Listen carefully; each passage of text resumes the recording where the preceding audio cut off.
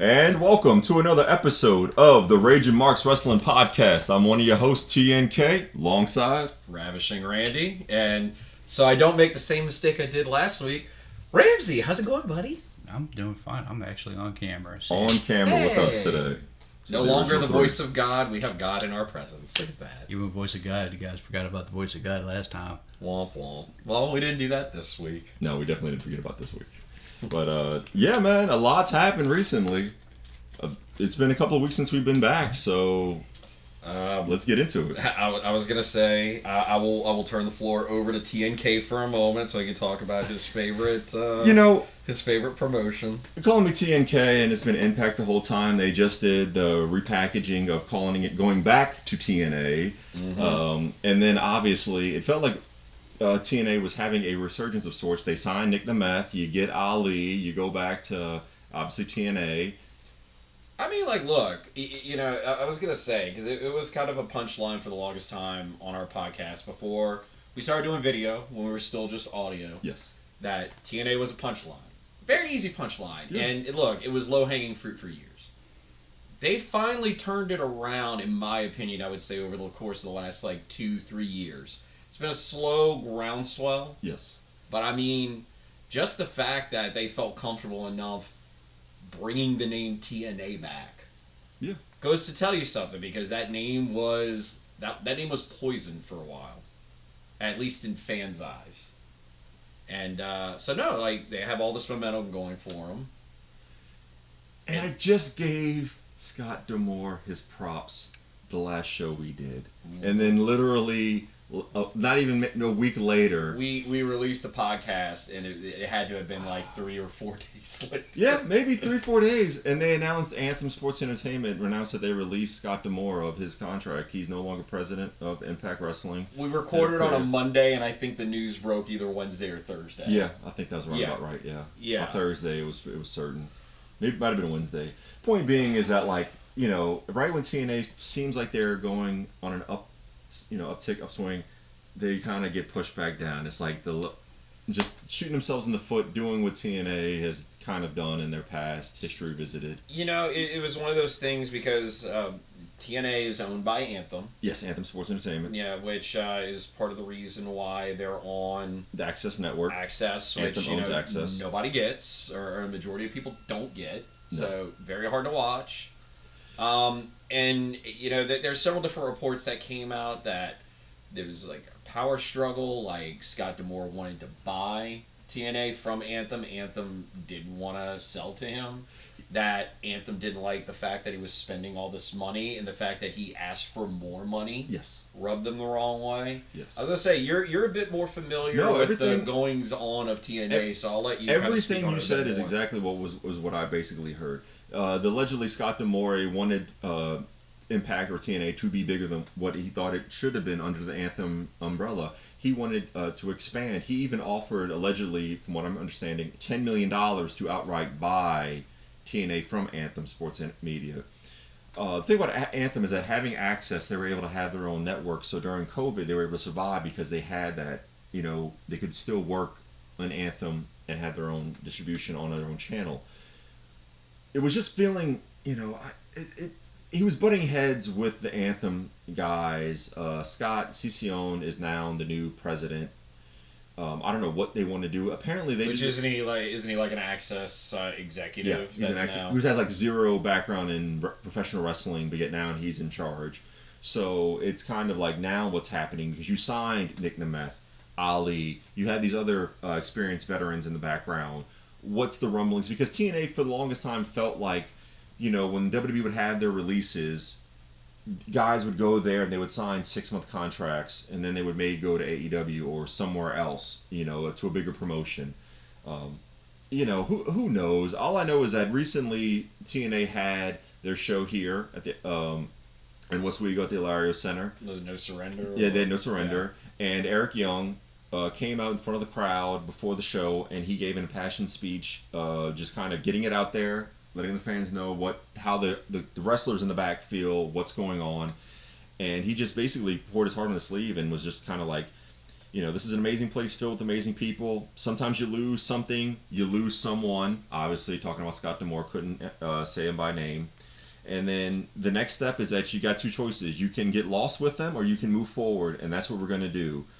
We want TNA to thrive, be seen, loved, and respected. So to anybody that stands in our way, anybody that would oppose us, anybody asking for our unbiased surrender, I want this to be. I want this part because we're not on TV. Again, he addressed this in front of the crowd.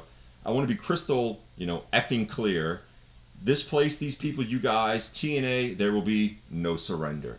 So he just wanted to lay in part to the audience that, we're going to be here for the long haul. Change is inevitable with any industry. We're going to just move ahead. And hopefully, I mean, I had heard, Chris Sabin do an interview recently, just kind of talking about the aftermath of that, and he talked about how close of a relationship he had with Scott D'Amore. He's been with the company since 2003 on and off. He left in 2010, but he's kind of been back and forth with the company for almost 20 years. Basically. Yeah, and it's kind of one of those things that, he was a very influential person behind the scenes and kind of helped mold the careers of a lot of wrestlers that spent a lot of time and impact in TNA.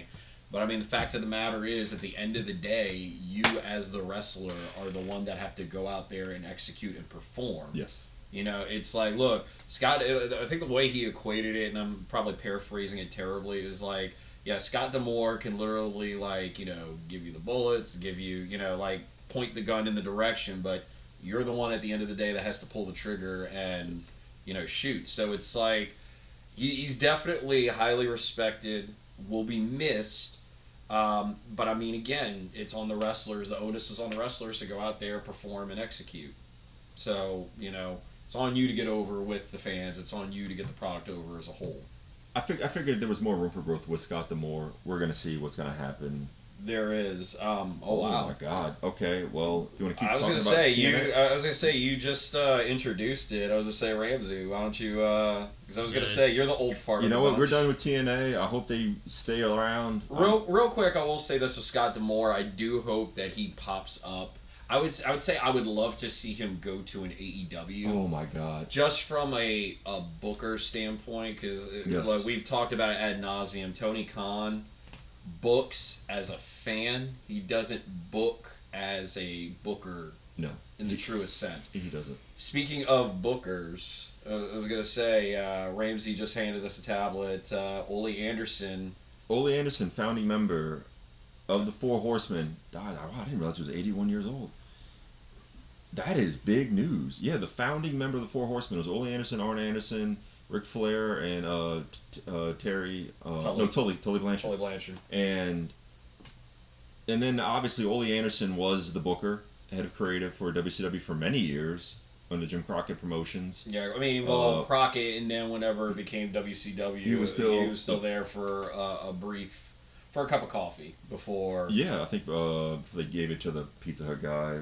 Well, no, I mean, I think it was like Dusty that. Dusty. Then Jim Herd. Yeah. And then they went to Bill Watts. Mm-hmm. So, man, Ole Anderson, the Anderson brothers, they pivotal career, just what he's done. Like, Four Horsemen, I don't know his whole career, and just because he was only Four Horsemen briefly, and then he retired, and then that's when they did Barry Windham. Mm. I mean, like, the big thing with Ole is he was the elder statesman of the Horsemen. Whenever they were formed, he was the guy that had, basically been around, seen it all, done it all. And I mean, you can make the argument too, Ric Flair had also seen the world a good bit by the time the Horsemen were formed. But I mean, Ole was the elder statesman that kind of held it all together. I mean, it sucks that we lose him, but at the same point in time, 81 years. I was gonna say 81 years in the wrestling business and being a wrestler. That's a lot longer than a lot of guys. I was gonna say, Ramsey, what are some of your thoughts? Because I mean, I know we're big Horseman people here, but I mean, I was gonna say that was kind of in your heyday, so to speak. So yeah, I was gonna say, what are some thoughts? I mean, God, what he has done for the business is, I don't know. I was just shocked because I was just went to go look at the news and it just popped up. I don't know. I still. Even when even when WWE wanted to have Ole Anderson kind of talk about some of the promotions, well, this is well after WWE's already established. Ole Anderson, because he feuded with Vince back in the Georgia Championship Wrestling days. Oh yeah, it was a Black Saturday. He's like, nope, not having it. Even after all these years, couldn't bury the hatchet and do like interviews for documentaries for the past. He's like, nope. Big involved? Nope, not doing it. So yeah, I know the just hearing the old stories about Georgia Championship Wrestling, especially the TBS saga with Georgia Championship Wrestling and WWE and Vince and going behind and kind of like fucking over Georgia Championship Wrestling and Ole. It's some of the great stories you can probably hear in wrestling. But just having him, especially with Sting about to retire and Ric Flair is going to be in Sting's corner, it's. You talk about that later. I'm curious what's going to happen with that. Yeah. The old school bookers and everything. It's not that they're not many left. No. Yeah. There's really not. And the booking industry, like, matter of fact, I'm funny I brought that up, man. I was listening to I was going down a YouTube rabbit hole and they talked about, I watched a clip of Bruce Pritchard and Conrad and they were talking about booking. And they're talking about CM Punk came to his house and he had a whole book on Houston wrestling with Paul Botch. And like booking way back in the day, how it was in the 40s. How it was so difficult to even know what that was or to get into it because it was they kept it under lock and key, back then, and just the progression of the booking throughout the decades. Well, it's a very interesting topic for a documentary. It was also a different day and age back then too, because kayfabe was definitely well protected. Oh my God, 40s and 50s, the 60s. I would say from like the 70s and 80s on, that's when a little bit more of that curtain slowly but surely got back right around the 80s was when it was starting to kind of like people started getting woken up to it. Maybe the 70s too. It was funny when they're talking about the booking. They were like, I'd go in the guy's office and he'd have like toys or wrestlers and they would like book matches playing with like action figures kind of thing. But no, it's crazy though to hear news about Ole. I mean, that was definitely wild. Well, we'll probably delve more into the Horsemen and everything. Maybe all on thing a I future can episode. tell you right now is that that actually 3 hours ago, Ricky Morton broke it on his Instagram account. Oh, did he? Yeah. Oh, wow. So that was something that was interesting enough on, that there's that old school connection. Still too, but like I was not ready to Yeah, no, I was gonna say we talk about it a little bit more. Yeah, probably later on in the show. Maybe closing thoughts or whatever. Maybe you'll gain your composure by then. Let's go ahead and switch gears because we're just coming off of a big weekend in the WWE. We had the premium live event Elimination Chamber Perth taking place in Perth, Australia. Homeland of one Mame, Rhea Ripley, and several other superstars that we'll kind of touch on. She was the hometown hero. She was going to be the star that shined the brightest that night, and they involved the weekend around her. I mean, for crying out loud, she was on the cover. I will say it was kind of nice and refreshing, like in the build up to the premium live event on Saturday. Just seeing a lot of like the Instagrams or Facebooks or like YouTube videos or whatever of like the wrestlers actually that I enjoy. Going out, doing things, and actually enjoying stuff. In a way, it's like they're there to perform, but it was like a vacation for them. It was nice, and that was kind of cool to see a lot of those. Yeah, you got to see the wrestlers behind the scenes experience a new country, what's going on. Like, obviously, they had the fest with at the zoo. They had all the koala bears, throwing them, like, all the different wrestlers. So you would see, like, each wrestler holding a koala bear. And it was just neat. Even seeing some things like them going out on a boat one day and just going, hitting the beach. Kevin and, Owens, Liv Morgan, they were just, like, having fun. Like, a bunch of wrestlers, man, were out there. It's, it's like one of those things, though. It's like you harken back to, like, even, just, like, 5-6 years ago.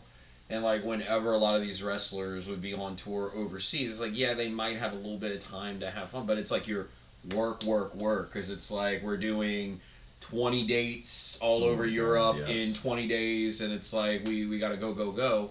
It's nice that like they actually got to be there for several days, do the press tour, stuff like that, but they gave them plenty of time to go out, have fun, be refreshed. Oh yeah, I mean, and that was actually kind of refreshing too, because like you don't get to see it that often. Where like aside from WrestleMania or maybe a bigger like SummerSlam premium live event, they did a press conference though, like the Friday before, that they had like the Australian fans out there, and they just like had all the stars come out on stage and kind of beef up their whatever they were going to do for the Elimination Chamber. You had Mommy, you had Nia Jax face off, you had Cody come out, you had the Triple H singing the Cody song with the crowd. So yeah. it was really neat to see that. Just the whole press conference thing just makes the event feel bigger than what it probably is, and obviously it was a huge event. I mean, Elimination Chamber, my God. Well, like in some sense, they kind of made like a little festival out of it. I mean, like, granted, because you see the fanfare that comes with like a WrestleMania. Like they have all the events going on in the days leading up to the actual premium live event. You have the fan experience. You have all that. Like they actually had all of that. They did all that for them. It was like their own Chamber. personal WrestleMania. It felt for them, for Australia. So I loved all the presentation, everything leading up to it. I loved seeing the wrestlers in their element, just having fun. And their digital media during the week was outstanding. It really was. Yeah. WWE because and just the rest of the little nuggets. If you were really watching if you watched the media shorts during the week, they actually had like all of them with the animals of Australia. Yeah. Like had the snakes and the koala, and then entering the stadium, Kevin Owens brings the koala. A Koala. Yeah. Yeah. So it was with the social media aspect with it. It was just the digital shorts during the week and everything. I like how they're getting more involved in the social media game. Little nuggets, and then like, why is he brings a koala to the show earlier in the week? He just fell in love with the koala. If you watched the shorts earlier in the week, If only they you could see it.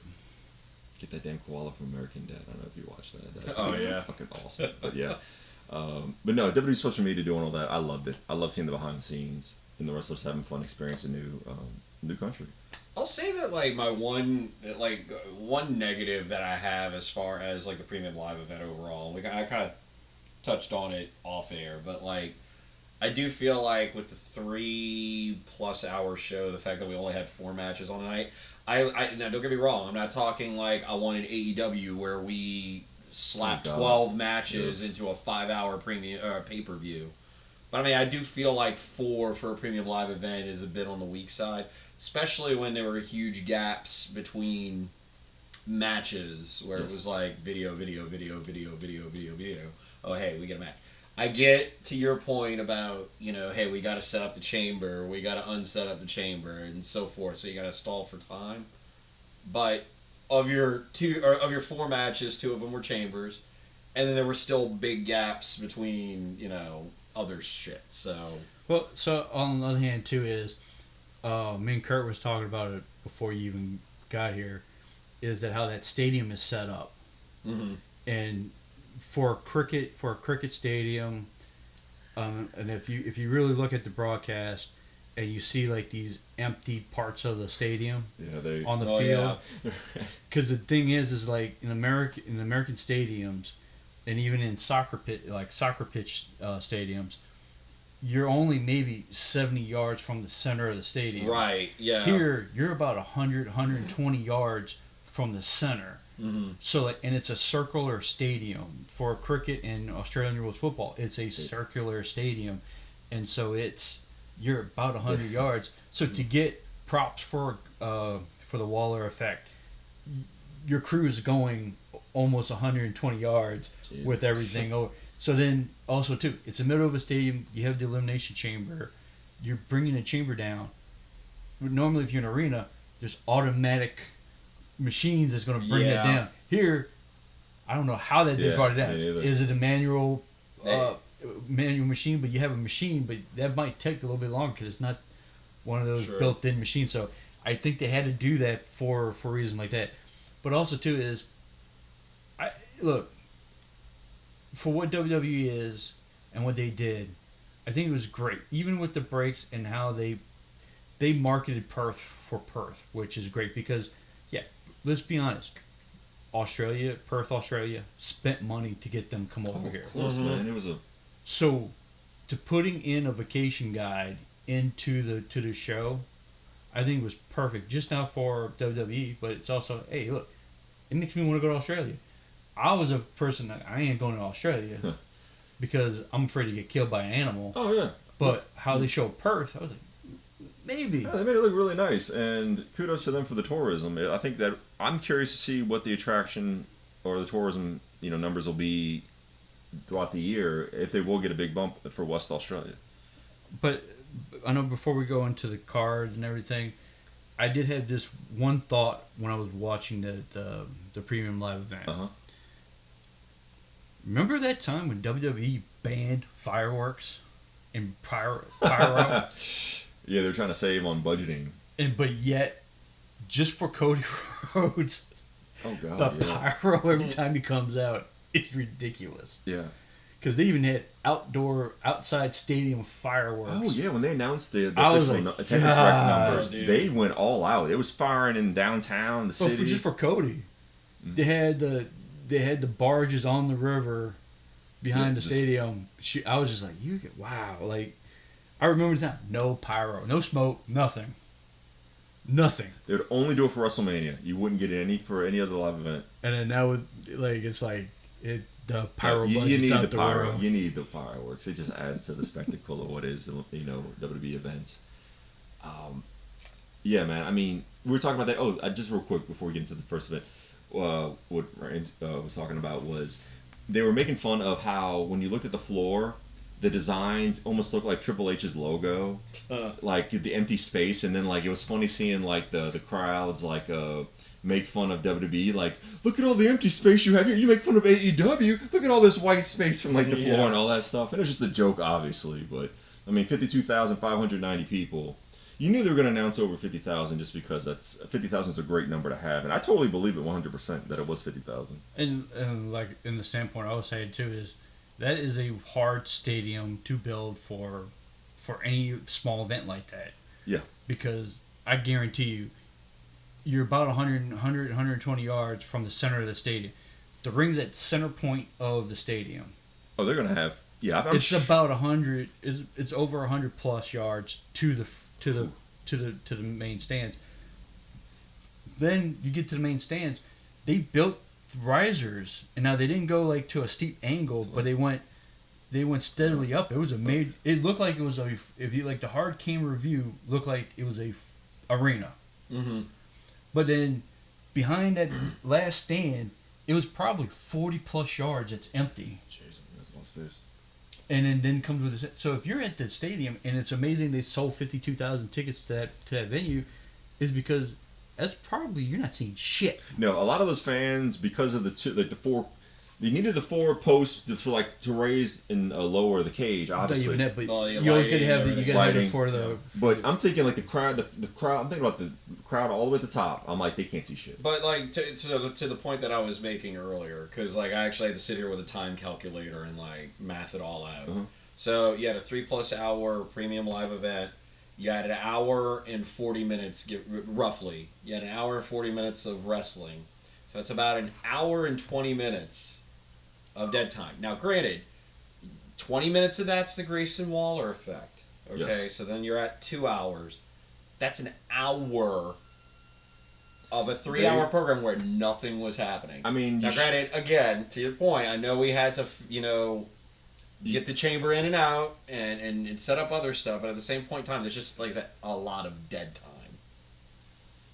So that's, like I said, one critique that I have of the pay-per-view as a whole, or premium live event as a whole.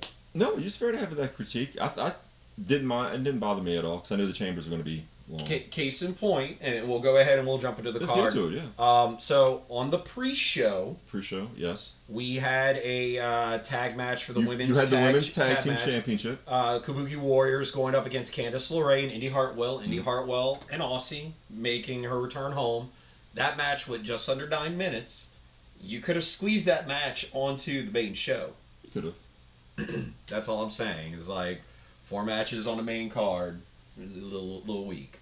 It's a good point, but also too, if this was in Australia, there wouldn't have been no pre-show match. I don't think there would have been. Because they don't do pre-show matches no more. Yeah, they don't. They only did this because to get Indy Hartwell on the show. So that was it. Yeah, but I mean, it's also like again, just by the way, on this match specifically. By the way, too, is that also defective because the main pay-per-view started at 7. Yeah. But the entire the entire event is including the pre-show, because on Peacock, it's the first of the pre-show to the end, so it's a 5-hour event. Yeah, when they do it's a 5-hour event. It was on Peacock. It's 4 hours and 19 minutes is what was advertised.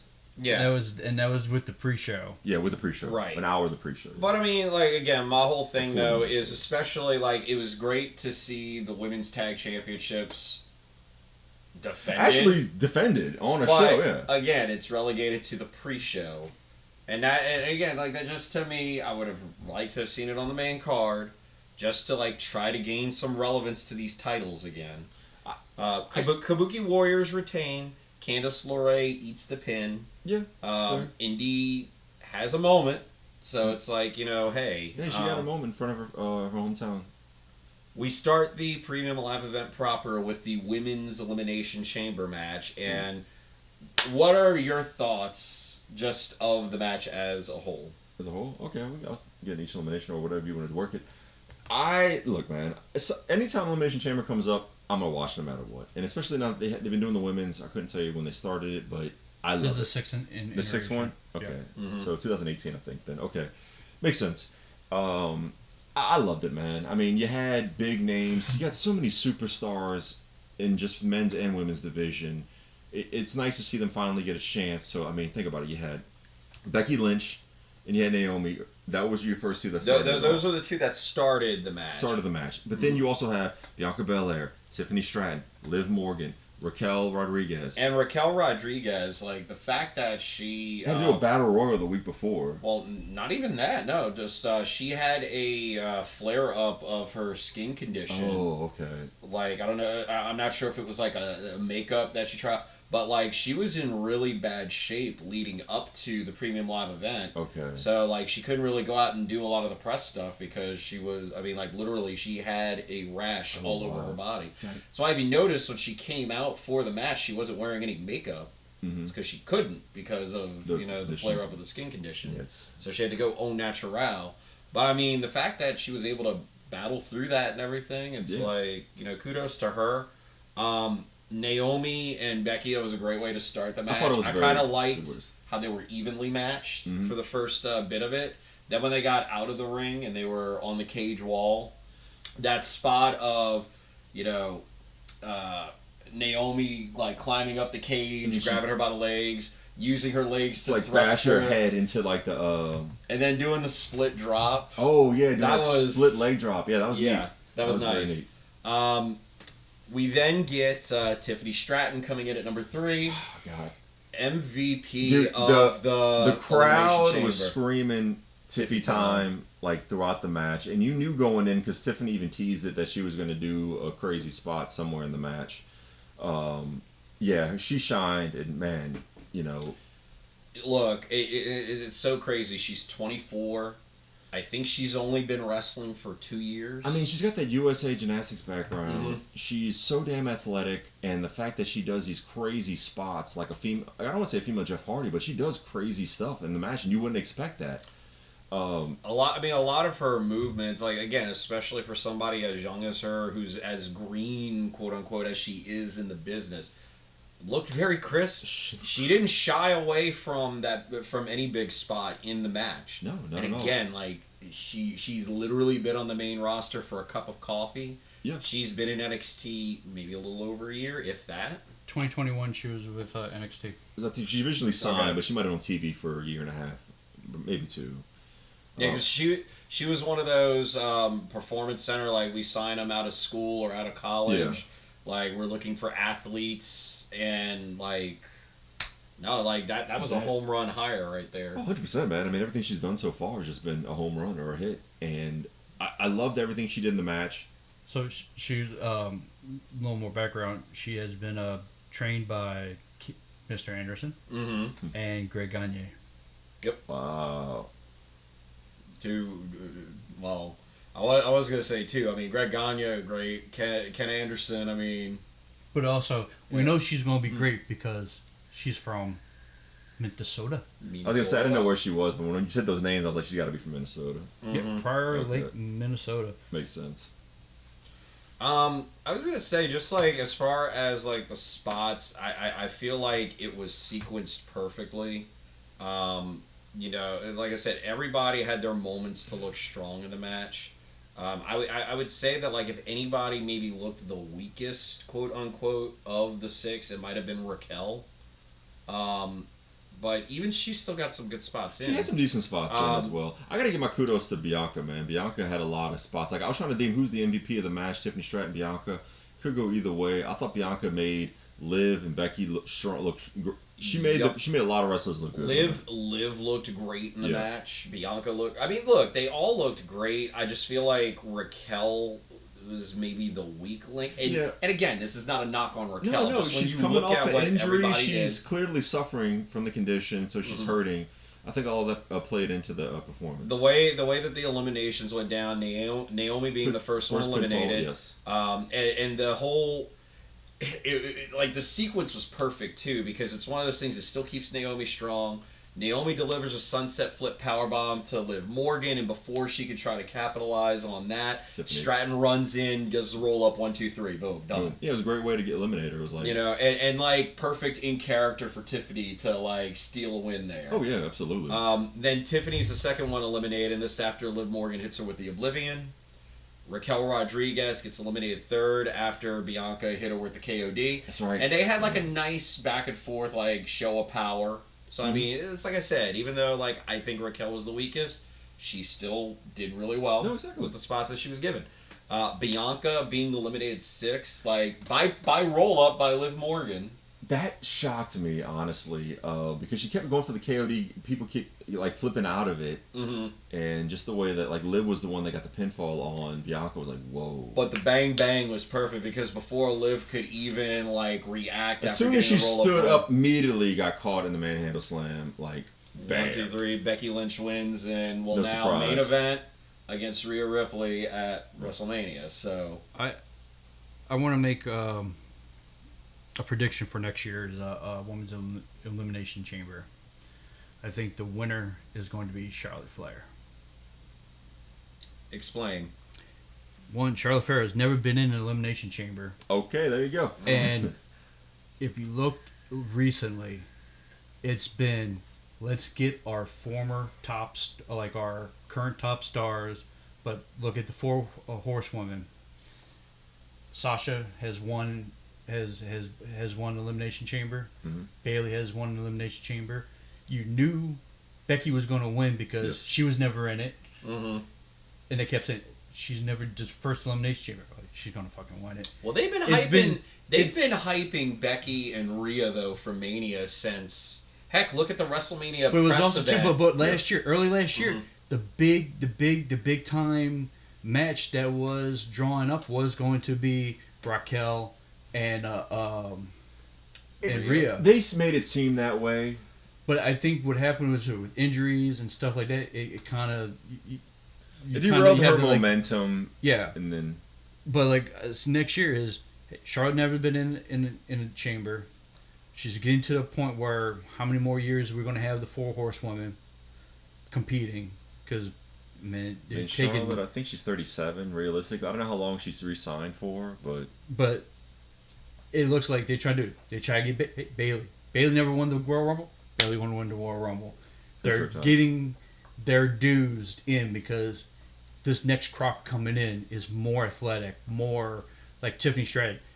Dude, if you, Rhea, amazing. Technically, who's going to stop Rhea? Oh God! You know, like it's kind of funny because kind of like with the whole Cody Crybabies or whatever, then you start seeing a movement on Twitter about like like pushing for Liv Morgan. Like a lot of people said that Liv is the one that needs to finish her story against Rhea because Rhea was the one that injured her, knocked her out, all this stuff. Like the story's there, but I mean, I feel like at the same point in time, Becky and Rhea is the big match. I don't feel like Becky should beat Rhea, that you can then do a Liv Morgan story down the road. I think for WrestleMania, Becky Rhea looks better on paper than Liv. Well, let's be straight up honest. You have to have Rhea beat Becky because now you're making Rhea the face of the women's division. Just not the face. The Roman Reigns of the undestructible. Who's going to beat Rhea, and then who you got now coming up on the roster. It becomes who's going to be the person to beat Rhea. But who they got on the roster now? Well, Jade Cargill. Exactly. But she's SmackDown, but I think she has not signed yet. She hasn't signed a contract yet. That's right. But yeah, no. She's going to Raw. All the if you look at the women's division, all the heavyweights, and I'm not saying heavy like heavy. No, yeah. The big the top stars in the just division. not the top stars, but I'm talking about like the bigger women. Oh, I know. Okay, that's what you're going. Okay, yeah. Well, no, but I mean, you got they're on Raw. Yeah, you got Raquel, Nia, Rhea, yes, and Piper. I think she's on Raw. No, she's on Raw. So that's 4. But then you also got like decent sized women. You also got what's her name? That I can't think of her fucking name. You got 2 of them that just came up from NXT last year. That's just strength. All the strength in the women's division is in Raw.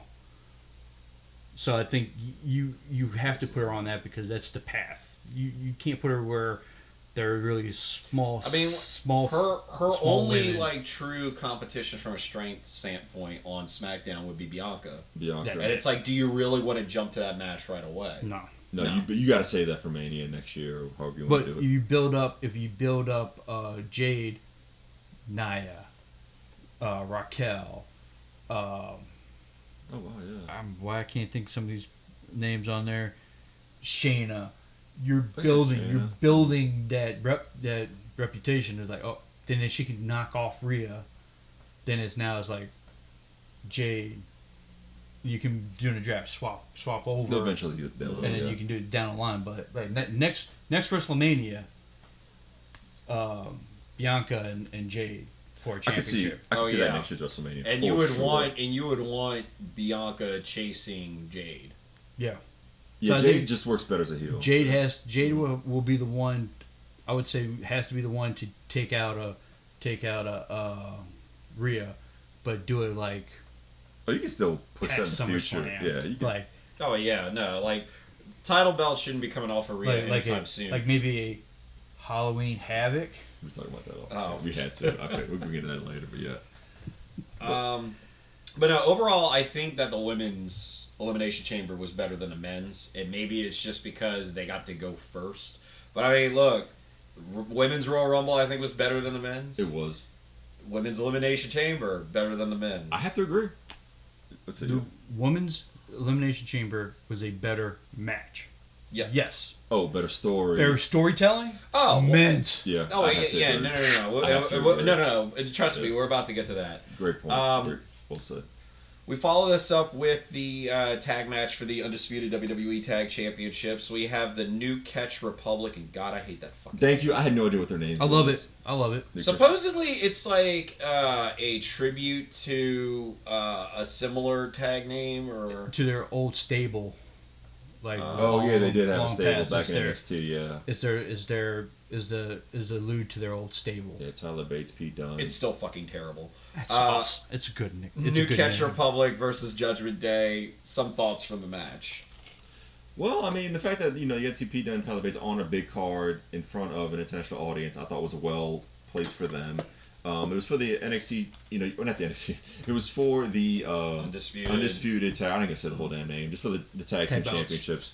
And I thought it was really nice of Damian and Finn Balor. And I love how you had to have Dominic interfere some way, somehow. Tyler Bates, I love the fact that he was able to get Damian up on his shoulders and do the airplane spin, which he's known for. Oh, dude. Well, no, just the fact that he carried that out for almost a full minute, or almost a minute. I was gonna say that sucks to be you, Damian, because I know that shit. Oh, but God, man, the amount of boos that Dominic got, and he's like everywhere he goes, it's getting louder. I literally thought that they lost the feed. the video feed, because you could still kind of hear it, but you couldn't see anything. I was like, oh shit, I thought something was going wrong. But then to your point, you're talking about how there were so many people in the front row that were flipping off Dom. They blacked out the audience because of the middle fingers that were being thrown. Dominic's doing his job, and he's doing it very well. And then they had to bleep out the audio at some points because they were cursing out Dom too. I mean, like, dude, Dom is so over as a heel. I fucking love it. I mean, but no, I mean, it was good. I liked a lot of the combination moves that Pete Dunne and Tyler Bate were able to Tyler pull Bate's off. got a unique style of offense that he has that hasn't really been seen too much on the main roster. Pete Dunne's going to do Pete Dunne. I just love seeing Pete Dunne do joint manipulation and everything. Pete Dunne's joint manipulation. But no, it was a good back and forth. Look, there was no way that this tag team that just formed a few weeks ago was going to realistically win this match. No. But I felt like they had a great performance, and I would like to see more of them. Like, I don't want this just to be a one-off for a month because, we need to get them... It's nice to have the tag team titles actually defended on a premium live event, showcase what they're about. You have so many great tag teams, and it's just nice to see a fresh new tag team get a spot. We're rebuilding the men's tag division. It's like I said, like, I just wish that the women's would get just a little bit more love. Like, that's the one kind of... You're talking about, like, you want to be critical. Like, Triple H, even when he was working with under Vince McMahon, like, wanted to bring back tag team wrestling. And now that he's kind of like the head guy of creative, I haven't really seen it as much as I would like to. But I understand you got storylines, and there's so many stars, it's hard to do. But as a tag team wrestling fan... Tag team wrestling is back, and it's better than it's ever been. It's that the one title on the two brands is a problem. Yeah. Because there's so many great tag teams that deserve to be showcased, but just having the two tag team titles so tied up together is the problem. And it's like we solved the issue with the WWE Universal Championship. It's like, oh hey, well, we're bringing back the World Heavyweight Championship. They really need to do either do something similar to that with the tag belts or split them. I don't think they need to split them. I just think it's difficult right now because it's on two guys that are in a faction. That's the most popular faction you have. It just makes it very difficult to... you don't want them to lose it right just yet. Well, yeah, no, you don't want them to lose it just yet, but I do feel like it's, again, when you only have the one set of tag belts. But you can't really have that tag team who's more of a Raw tag team go to SmackDown. That's the only downside of that. Right. Yeah. Well, I mean, it also sets up for WrestleMania that, The Miz and R-Truth is going to win the titles. I mean, it's in the books. I see it. You're going to... I'm thinking DIY, but Miz and R-Truth, I can 100% see awesome it. Dude, just think. That Philadelphia crowd with R-Truth winning a tag title, it's going to be crazy. Even the fact that, R-Truth went to Austria. I was about to say, shout out to R-Truth for going to Austria, and Which, look. I forgot about that, yeah. He has the fan support behind him. He like, does. Since he came back, everyone's like, his merchandise sales, everything, So it's like, for the Judgment Day storyline, that's the storyline. After that match, we get the Grayson Waller effect, with special guests Cody Rhodes and Seth Rollins. So you had to have it because Grayson Waller, Australian, Aussie, had to have his moment in front of the crowd. Obviously, you couldn't, even though he's a heel, he couldn't get booed. He was going to be fan favorite, so hence you bring in Austin Theory to draw the heat. We were talking about this a minute ago. What did we get out of this segment? This segment went almost 20 minutes. Yes. Too much. Grayson Waller did a shoey with another Aussie UFC guy in the crowd. We learned that Seth Rollins is this close to being medically cleared, that it's about to happen sooner rather than later, so it'll be clear before Mania. And then Cody Rhodes wants him a piece of the Rock in a match sometime soon. But I mean, like, again, it was 20 minutes. Your biggest star in the company right now is not wrestling on the show. Your working champion, granted injured... not doing anything on the show. I was just going to bring that up because originally we're talking about matches. Bronson Reed was going to wrestle Seth Rollins for the World Heavyweight title at this event, but because of Seth's injury and the fact that Bronson just had a kid, because he was going to be in the Elimination Chamber, one of the participants, they just were like, no, we're going to go to, we'll be back, basically, in Australia. You'll be wrestled there in the future. I get cards subject to change, or, like, you have to adjust on the fly. To me, this is just kind of a 20-minute segment, and, like, I'm all for Grayson Waller getting his roses at home, in his home country. Just to me, this was like a waste of time. I know. It didn't really... Okay, you know damn well we're not going to get Cody and The Rock. I don't think we will. I'd be shocked if that's the case. I think you will. No, you will. Look, a lot of the scuttlebutt right now is Cody Rock night 1 and then Cody Roman night 2. You know what? I think it leads because I think the little things that were sprinkled into that little segment, I think this will lead to, you just don't want The Rock. I want The Rock too. I think it's going to lead into, it's the beginning of sprinkles of Triple threat? No, it's going to be the tag team. Oh, the tag match. Well, it's going to be a tag match. I think like Seth kind of sprinkled it in if they did the tag match night 1, yeah, I don't even know. I just don't. If they did the tag match night 1, like, look, let's not twist it anyway. Can The Rock carry a match on his own? No, not at his age. Without the fear of him getting injured, especially like with the amount of time he's had to prep for the match, so to speak, at this point. No, I'm sorry. I'd feel more. I think he'd probably feel more confident or comfortable maybe by the time we get to SummerSlam being ready to go in a solo match. But I kind of feel like he's protected more. I also think this would be a great way too, because I think this could lead into the new storyline. Well, don't give up no spoilers, but it leads to also storyline of Drew McIntyre, because if Seth is in a fight on Saturday night and then he has to face Drew McIntyre defend the title on Sunday, because the storyline for Drew McIntyre is now he's taking shortcuts. Yeah. Mm-hmm. This is a shortcut. Well, we're going to touch more on that in a second, but yeah, look, there's going to be several different storylines. But from the Grayson Waller effect is the seed has been dropped for Grayson Waller and Austin Theory to break alliance, because Grayson did not come to defense of, but yet he did call out. Grayson Waller did call out Cody Rhodes before Raw tonight.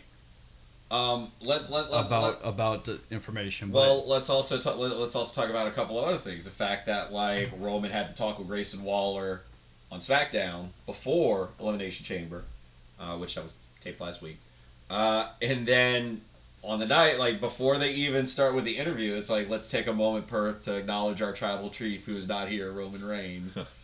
So I mean, what was said in the locker room on SmackDown, did that carry over truthfully to to Perth? But there's several other storylines. Let's go ahead and jump into the men's Elimination Chamber, and then we'll do closing thoughts about build up to Mania. Men's Elimination Chamber went just shy of 37 minutes. Okay, yeah, roughly. We start the match with LA Knight and Drew. Yep. Good back and forth there. We get, let me see, Kevin Owens coming in at number 3. Yep, he's number 3. By the way, I love the offense right before Kevin Owens jumped into the match with LA Knight smashing Drew McIntyre's head into the chamber, and Kevin Owens on the opposite side doing the forearms. Like I thought it was. You gotta go back when they. I was gonna say when Logan Paul walked into. When Logan Paul walks into he just started headbutting the freaking. And then that was actually, I was gonna bring that up. I didn't know. I loved it. I thought it was awesome. Just old school. Let's go to, because there's a moment. There, you gotta bring up when everybody the introduction. Oh, okay, yeah, no. Let's do the introduction, because there's one moment where one person broke everyone that was in the ring. Did you catch that? Did you catch it? I kind of fast forward. I'm trying. Okay, so I'm trying to think of, like, I know Randy Orton's whole thing of like climbing on top of. So, Randy Orton's in the pod already. All right. LA Knight's the last one being introduced, right? Well, yeah. He climbs up on top, and Randy Orton goes like this Oh, and yeah. pokes him. that's Broke right. Drew McIntyre. If you go back and look at McIntyre's dying laugh, they caught him laughing on camera. He was like, he was like he was holding back, and they said that everybody in the chamber was just like dying laughing because Randy Orton just like. Well, Randy Orton, when he came out, he climbed on top, and I'm trying to remember whose chamber it was. Bobby Lashley. Yeah, climbed on top of Bobby Lashley's chamber to do that. So then when LA Knight comes out, LA Knight climbs on top of Randy Orton's chamber, and then I did see that. But he just I didn't realize he broke Drew, poked though. his he was poking his shoe, and Drew was just like. What are you doing, dude? Like he was like trying to hold. He tried to not laugh, but then the camera he was like, "Oh, yeah, Randy's you couldn't stop. You could not stop laughing." Which I thought was freaking awesome because like Randy Orton just broke everybody. He's be real serious now. And he's lightened up a lot, which I like a lot. I was gonna say Lashley. Lashley was 4. Lashley coming in 4 and like literally just like. But he was working with supposedly they were selling an injury of like his elbow. Yeah, but like him dealing with KO quick and then spearing Logan Paul, or actually, that's later. Fourth we had Lashley. Fifth we had. That was Orton. Randy Orton, and at 6 we had Logan Paul. I love when Logan Paul's chamber door opens and Kevin Owens is literally right there to greet him. By the way, shout out to Logan Paul for doodling on the chamber. He did the horns, the bull horns. The bull horns. He also had like Kevin Owens sucks or something like that. Yeah. He wrote a whole bunch of stuff. See, that's like entertaining to me. You go into the Instagram account and you will see they show everything that you wrote, which is funny to me. I think that's entertaining. It's like, hey, why not make it funny to the crowd that's like behind you? Entertain them at least. No, there was great storytelling in the match itself. Okay, so I mean, like, look, I'm not taking anything away from the obviously, LA Knight had a big gripe with Drew McIntyre, and then obviously bashing his brains in the whole time. KO comes in, so then it's just physicality all over the place. Mm-hmm. Lashley comes in, things are picking up as well. By the time Randy Orton comes in, it's him and Kevin Owens are the ones that are really going at it. And then, like, he tries to go for the DDT in the ring. Kevin negates it, flips it around. Now he's going for the DDT on the outside of the ring. Yeah, and, like, tweaks his back. I don't know if it's a work or if, he legitimately did tweak something. But, like, the fact that he sold it for the entire match. Yeah, well, that was the thing. He missed 18 months of in-ring action, and then he does the on the outside, which back in the day they had the grate type of steel, which they kind of replaced it with a pad, but it's going to hurt like hell landing on it. Lands flat on his back, and he resells the injury, which was smart. And he sold it for the entire match. And that's the thing. Like, I genuinely don't know if it's a work or if he legitimately did tweak something. It's the magic of the thing, Yeah. So as a fan, you're like, oh man, is he really hurt? What's going on? So that way, Orton could sell the fact that he's not as strong as he was because of the injury. And then obviously, was it Lashley was the one that hit a spine buster on? I think it was Lashley. That's what really put him down for a while, which made Lashley look really strong. I mean, look, we didn't get an elimination until 21 and a half minutes into this thing. So you had essentially everybody in the match before we had elimination. First elimination was Kevin Owens. No, first elimination was Bobby Lashley. Oh my God! Yeah, I think you're right. Yeah, so Drew McIntyre nails him with 2 Claymore kicks. He's the first one out. Well, no, what happened was Lashley was going for the hurt lock on LA Knight, but his arm was hurting him, so he went to go take off his sleeve, and as he was distracted, that's when Drew came in, hit him with the Claymore. First Claymore, and then hit him with the second one. 1, 2, 3. As the chamber door is open and LA Knight is getting some offense in on Drew McIntyre. Well, he hits I forget the name of his move. The trauma. blood force trauma on both Drew, and he hits it on Randy. So now they're making him look strong as hell. Like, oh my God, he's gonna pin one of them. That's when AJ Styles rushes in with a chair and bludgeons the fuck out. Yeah, and I knew that was gonna be a WrestleMania match for sure. You had to, because AJ Styles not on the card, didn't have anything. He just flew all the way to Australia just to fuck LA Knight. You gotta give him a Mania match. Him and LA Knight at WrestleMania. I'm looking forward to seeing that. I'm looking forward to seeing that because AJ's only got a couple years left. Yeah, I mean, that was the good the put the signature on the match, but you knew the match was coming when the preliminary matches to get in there when he just slowly. Oh yeah, the water. Yeah. No, that was the beginning. That was the storytelling. That was the beginning of the total end. But he had the match against Drew 1. Yeah. Like literally 1, 2, 3, 4, 5. Like you literally sit there and count how long he had Drew McIntyre pinned, but because LA Knight was on the apron, distracting the ref, it cost AJ. So AJ's definitely got a great. But yeah, so LA Knight laid out, devastated by all these chair shots from AJ Styles.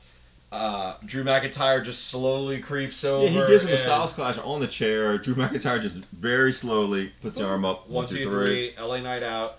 Kevin Owens gets eliminated third after getting nailed by an RKO. Yeah, and remembers an RKO. Okay. So that, and then look, the whole sequence with Logan Paul and Randy Orton, beautiful. Like Logan Paul laying out Drew, pulling out the brass knucks, getting ready to, He's just standing in the middle of the ring. That whole thing was just shot beautifully. Yeah. Like kudos to the production crew for getting the shot perfect. That close in shot, it was just so tight. And then out of nowhere, you just see him. Yeah, he's doing Randy Orton RKO out of nowhere. The brass knucks, and then boom, running RKO. Logan sold it fantastically. 1, 2, 3. Logan Paul's eliminated. You get the closing sequence between Randy Orton and Drew, and like that was also great storytelling right there. It was because Randy was selling the back injury so much, and Drew's just exhausted because he's been in the match longer than anybody else.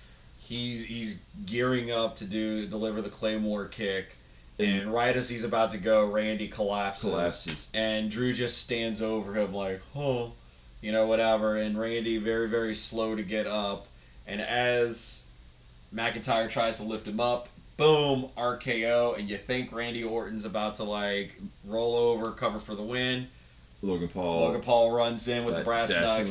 Boom, knocks him out, and then again.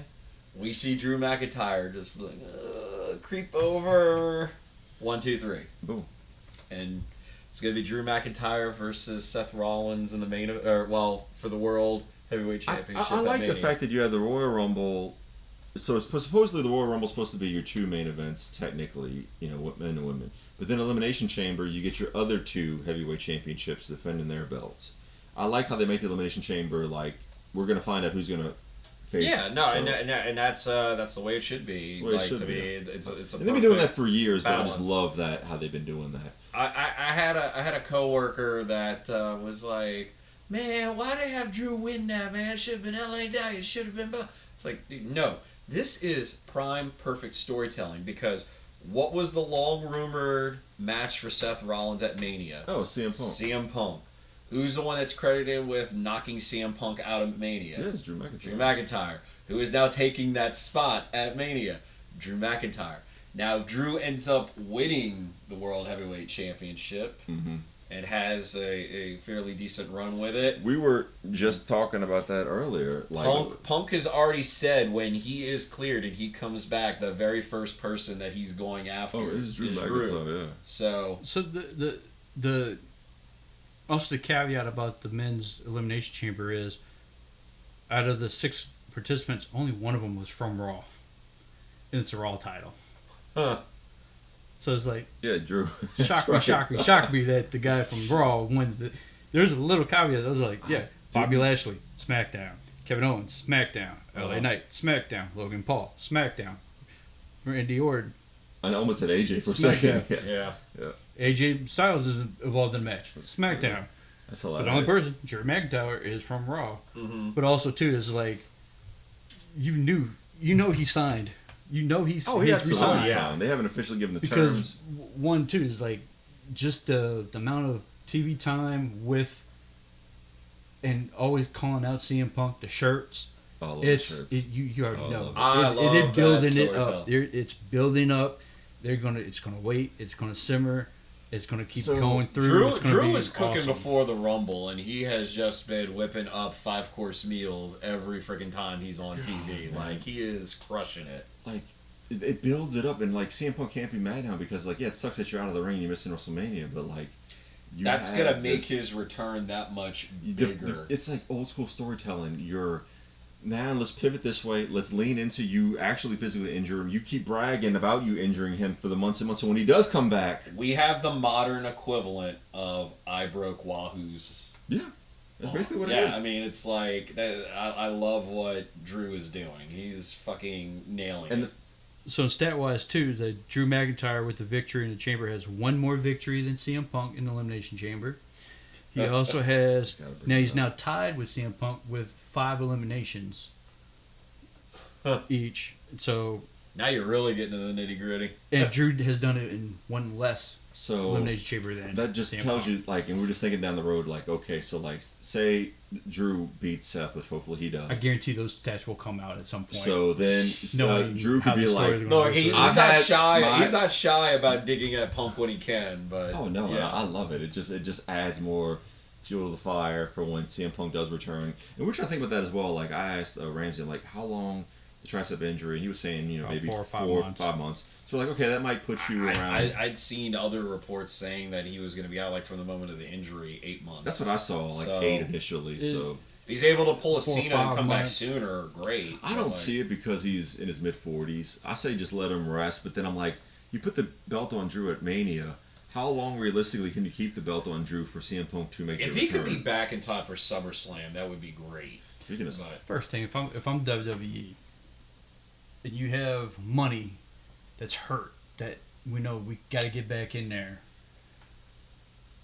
I'm turning to the one person that has found a way how to get back from a really devastating injury quick, fast, in a hurry.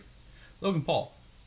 Let's figure out what route you're going through. Let's get him to go through that. But if you're TKO Holdings, do you put the money investment try to get him the best treatment you can? I think you do. I think you have to, but I've heard so many different circumstances, but they should.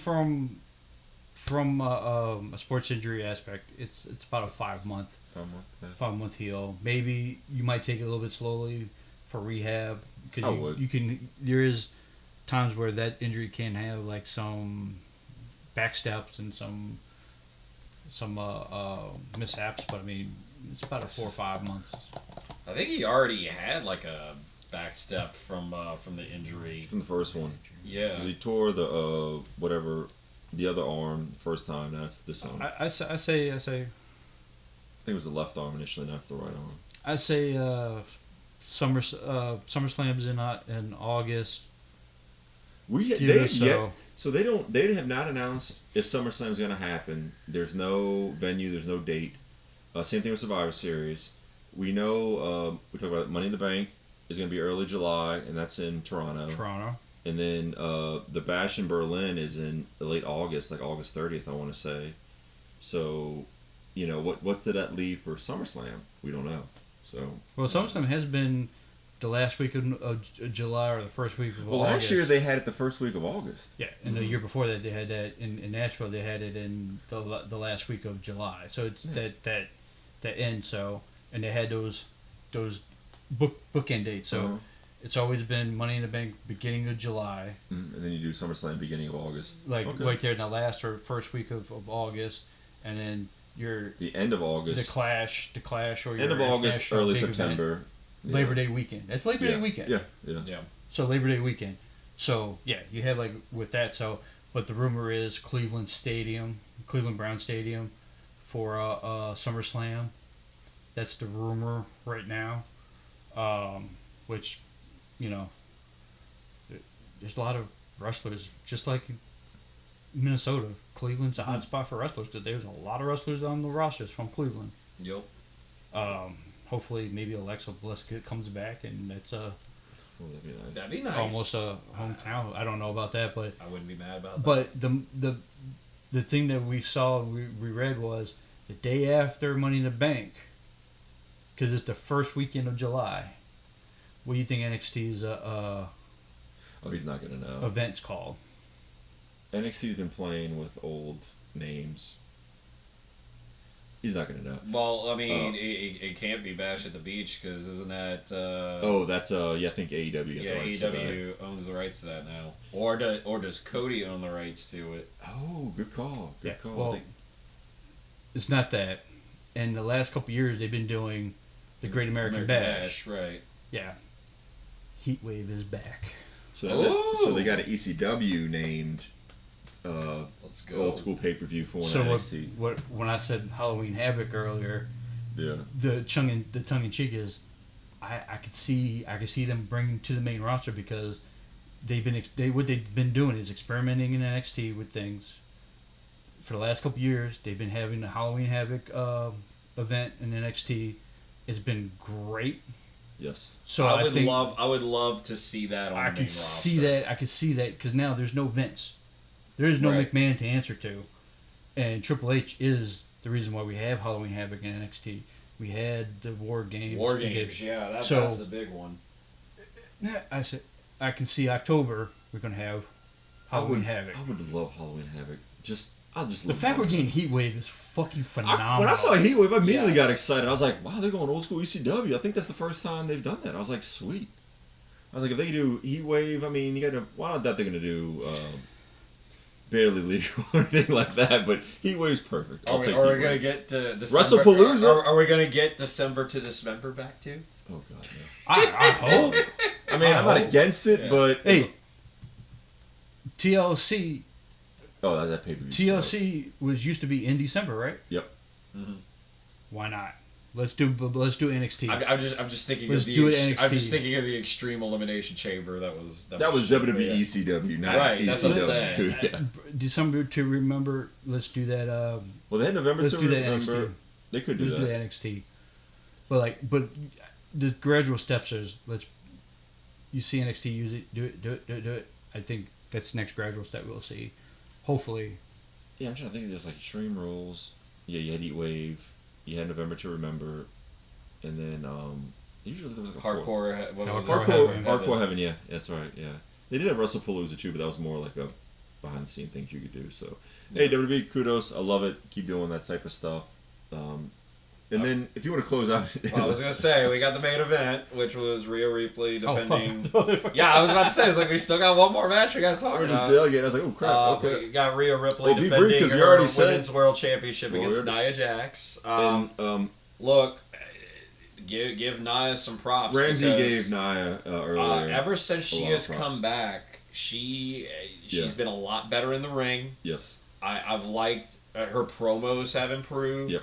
Her overall presentation and appearance is leaps and bounds better than what it was previous. So her in-ring work is leaps and bounds improved. Seeing Rhea sell as much as she did in that match, I mean, look, we haven't seen Rhea really been tested at all in this way since she's won the belt. Oh, of course not, no. I mean, she has been the one that's been the dominant champion, so to see her get dominated for 2/3 of the match. I mean, granted, she did work in a babyface capacity. It's in Perth, but it also builds Nia to where at WrestleMania it's Nia, it's Jade Cargill, because now you're making Nia, and you go back to Royal Rumble. Yeah, that match has to happen. Yeah. That's the match. That's the match to bring Jay Cargill in. Makes sense, man. I mean, you give Nia, like, even if you lose, you're still on the main card in a match. That's a victory in and of itself to be on the card. So if they did do that, hey, kudos. But also making her look, she looks good. You could have Nia do the same thing she did with Rhea. You can't have Jay look too weak in a debut match, but make her struggle. People would believe that because it's Nia. Just a little bit. Just a little bit. Yeah. Just a little bit.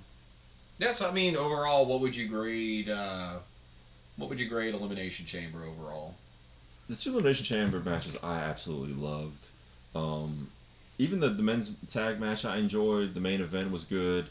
Like you said, because it was so much short matches and it was very long, a solid B+, man. I'd give it a B-. Okay. And I think The B- is just on the strength of the 2 Elimination Chamber matches. Yeah, I agree with you 100%. I mean, like the main event. The main event wasn't bad. Main event was good. It was good. Tag match was good. I felt like it was You too know what? short. No. Just as far as like the amount of wrestling we got, I agree with you. B-. I can't give it higher than a B-. No, B- is fair. Yeah, I agree. I was gonna say, Randy, what you think? First thing, why you can, if you watched it, did you watch it live or did you watch it like? No, I watched it 10 a.m. Okay. Oh, damn. So you watched all in between shit of the matches? Yeah. Why? You could just fast forward it. But that's the whole point about this event, that in America, which everyone they've been making all the UK people were just going to go through is like, oh, you had to wake up early. No, we can wake up at anytime we want.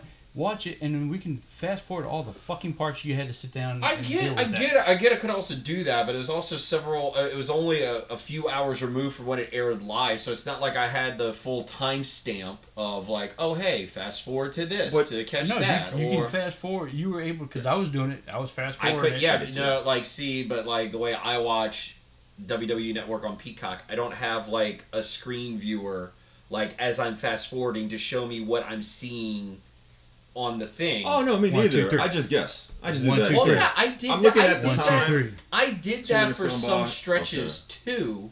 But I did that. I was like, I caught it at 7 in the morning, so I was able to rewind it. The first match I saw was a tag team, but I was able, since I went back, I was able to fast forward through.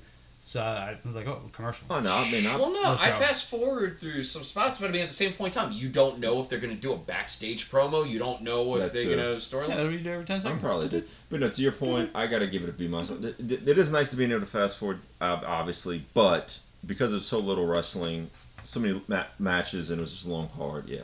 First thing, it was A. It was A. Because all the matches were good. There was not really a bad match on the card. The B- is not indicative of the quality of the wrestling. Yeah, I agree. No, it's just I just kind of feel like with the runtime of the show, the amount of wrestling you got versus the actual runtime of the entire event. I gotta get down the grade just because of that. But no, these 2 matches were fantastic. Yeah, I count the matches. Fuck the time period like that, because you're gonna have. I mean, if we were giving the 4 matches, if we were giving Meltzer stars, then yeah, I'd rate it higher. We had the 4 matches, and we got good quality of the matches. That's good. That's A. It's not like we're watching 16 fucking matches and had like 2 fucking minutes or something to fit this and this like that. They were good matches. It's a hell of a show. That's like your opinion, man. Like, exactly, it's my opinion. But whatever. But also the fact here's one thing that both of y'all failed to mention about this is because what this pay-per-view has done has shown that Rhea Bloody Ripley is the greatest superstar that's in WWE today. Because I guarantee you, Randy, she's up there. I'm not going to say the greatest, but go ahead. Did you watch the bump after the premium live event? I was wanting to bring this up. See, okay. Okay. Well, I need you to go watch the bump. Enlighten me. No, but enlighten me. Go watch the bump, and I will tell you this. She came out of that pay-per-view. Yeah, she was the babyface, right? Pure babyface. Oh, because of the match, because she's at home, right? She was on the bump. She was emotional. She was like, came right out of that freaking match. They interview her. Oh, how great! It's great being with family. Blah blah blah. And then goes in another presenter asks a question. So, you are going to be facing Becky Lynch. Right into fucking mommy. The next question, babyface question. Back to emotional Rhea. She has proven that outside and inside the ring, she fucking brings it. Yeah. Which I can't say too much for the people that's faced. Roman Reigns is not that fucking talented enough to do fucking that, because he doesn't do that. No, because I've seen him in outside interviews and stuff like that. It's like, yeah. I will agree that Rhea Ripley is one of the top superstars, and I'm talking all of the superstars. I'll give you top woman on the roster, and I will say obviously she's a top woman, top 3 talent. Yeah, I'm not gonna say I wouldn't put her above Cody, but she is like she's right there. Yeah, no, I'll give you that. She is straight up heel, but everyone loves her in the fucking heel. She's right now. She's right now one. She's probably between her and Cody. Those are your top 2 stars in the business. And they're on the video game cover. Just because I noticed we've been going at this for an hour and 15 minutes. Let's go ahead and jump, because this weekend we do have a big AEW pay-per-view coming up. We have AEW Revolution. Sting's retirement match. That is one of the big selling points of this pay-per-view. All right, I'll try to be brief on that one. I thought it was interesting how Ric Flair was supposed to be riding along Sting the entire time, and he's been hasn't been on TV because of some of his own doing. Let's just leave it at that. Mm-hmm. And then so this past weekend with the EVPs now doing their new moniker in the tag team, which I love that they're owning the EVP moniker being dicks. That's awesome. Dig it. Reinventing themselves in that way. Ric Flair behind the scenes was like, I was supposed to be here for Sting, but I haven't been. I'm going to go see I'm just going to go ahead and meet with these guys and see just what's going on. So then they show him go in the locker room behind the scenes with the EVPs and have a meeting with them to see what they were going to offer him. So I kind of will Ric Flair screw Sting over in his final match. To me, it wouldn't be a Ric Flair Sting dynamic if Sting, that didn't happen. Exactly, thank you. I just had to bust that one out. But there's anything on the card that you see that... I like how it's now the EVP trigger for the Bucks. That's the new finish. And I think they changed the Meltzer driver to the Tony Khan driver or something like that. I didn't know that, but they probably did. They might have. I've loved some of the dynamic of what the Bucks have done, especially the whole, they wear the white suits now, but then the white suits are stained with Darby and Sting's blood. Not only their blood, Sting's son's blood. And look, the promo, and I've heard one podcaster make mention of the fact that never has he actually been emotionally invested in Sting just based off of a promo or anything like that. He never was over the course of his entire career in NWA, WCW, WWE, whatever. That the promo that he cut, basically talking about what the Bucks did to his family and everything like that, that's the first time that they emotionally connected with Sting. Yeah. And I mean, it's definitely one of those things. Look, they're talking you into the building. It's going to be an interesting dynamic. The match is for the AEW World Tag Championships. Is Sting going to win and go over and keep the belts? And then what do you do? Is Sting going to go out losing? Which I know normally that's a big thing. So that's the whole thing that I don't understand. Sting's retiring, and then after this fucking match, Darby Allin's climbing fucking Mount Everest. Yeah.